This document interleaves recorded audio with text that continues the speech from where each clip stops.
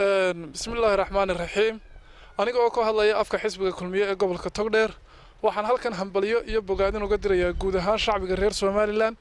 waxaan hambaliyo u dirayaa madaxweynaha jamhuuriyadda Soomaaliland mudane Axmed Maxamed Siinaayo iyo marwadiisa madaxweyne ku-xigeenka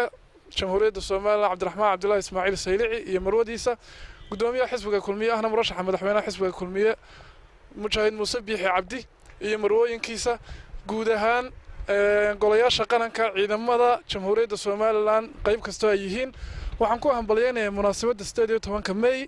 26 guuradii ka soo wareegtay madaxbannaanida jamhuuriyadda Soomaaliland ahay hambaliyo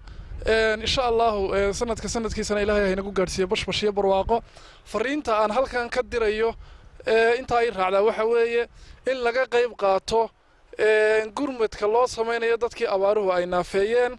walaaladeena 18 May awgeed la caawiyo insha Allah taala ajr iyo xasanaadna Ilaahay inaga siiyo guud ahaan qaranka iyo gaar ahaan madaxweynaha jamhuuriyadda Soomaaliland aad iyo aad baan idin salaamaya aad iyo aad